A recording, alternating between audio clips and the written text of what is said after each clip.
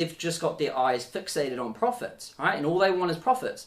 But in my belief system, I think profits, people who do that are kind of silly because they're leaving themselves open for somebody to come in and take their market away from them by just simply not making as much profit.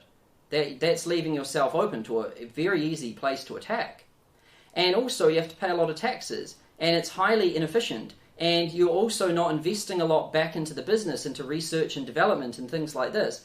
So this is just one principle. So, I've got student obsession, I'm cash flow focused or long-term future cash flow focused, and also I think about the long term. So if something's going to make my company less money this year, but more money in 3 years, 5 years, 10 years from now, I'll take the long-term one anytime, right?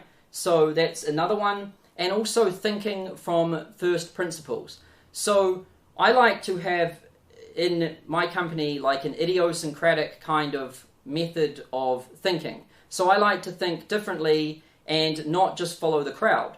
And so instead of just doing what everyone else is doing, what we will do is we'll look at it and break it down to its first principles. We'll break out this thing into its different constituent parts. We'll analyze all of them, weigh all of them, and then find the best way to reassemble these constituent parts to achieve an optimal outcome, instead of just doing what everyone else is doing. And what this leads to is quite abnormal behavior, to be honest. A lot of the things that a lot of people are really obsessed about, I completely ignore, and people think I'm an idiot for doing it. And then a lot of the things that people never touch, I obsess about. And they think that I'm stupid for doing that, right? This is idiosyncratic thinking, and it's the byproduct of having like a first principles kind of worldview and a scientist's worldview instead of just, like a fashion point of view, right? Fashion it follows trends, but a scientist looks at the constituent parts and the first principles of everything. And so those are a few different business principles. Then up here we have business disciplines. So what are these? So I'll write here cash flow focused, and then student obsessed, and then we also had first principles. Alright, I'm pretty sure you can see that. But now, what about business disciplines? What are these things? Well, how am I going to fit these ones on? I should be able to fit it. If I write here, what happens if I go like that? Good, this will work. So then, we're up to number 4.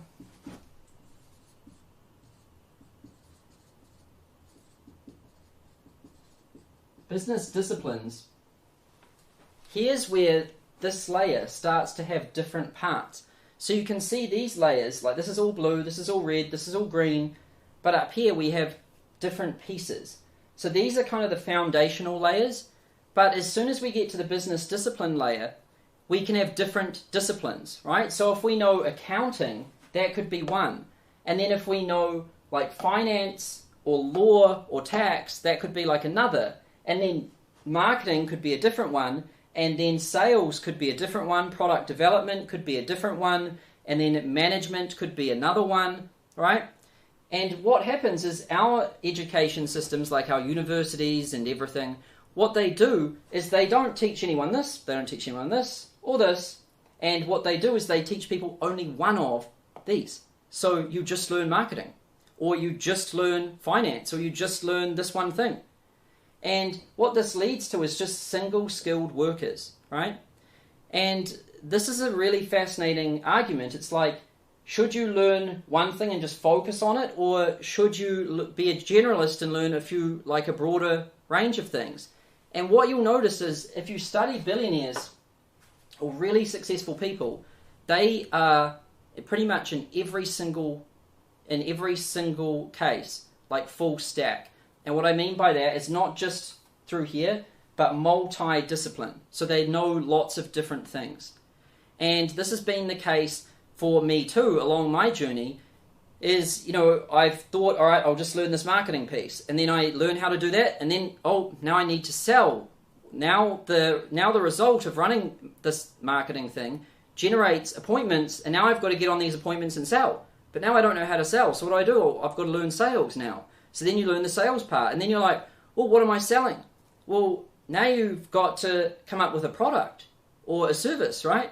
And so how do you do that? That's like product development. That's like learning how to research and learning how to find problems that the market has and craft solutions to them. This is a whole nother thing.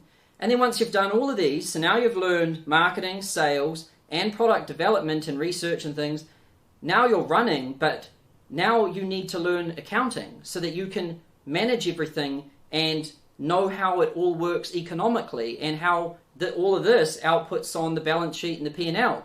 And then you do that, and then comes tax season, and now you're like, now you got this tax stuff. And so it just keeps going like this. And the belief that a lot of people have is that, oh, you can just hire other people to do that or just get contractors to do all of that. But what you'll end up finding is that they're just not good enough because they're single skill workers. Like, all they know is their little thing. And so when they look at your part of your business, all they can see is that. And they can't see how it interconnects with all the other parts. And so they give you stupid advice, right? And this means that you can't really trust these people or fall back on these people. And what I've found through my experience in business is that I've pretty much had to learn how to do everything myself. So I've learned accounting, tax, law, corporate structures across different countries and internationally. I've learned cash and accrual-based accounting. I've had to learn marketing, and then I've had to learn sales. I've had to learn product development. I've also had to learn statistics and like analytics and things like that, and probabilities, conversion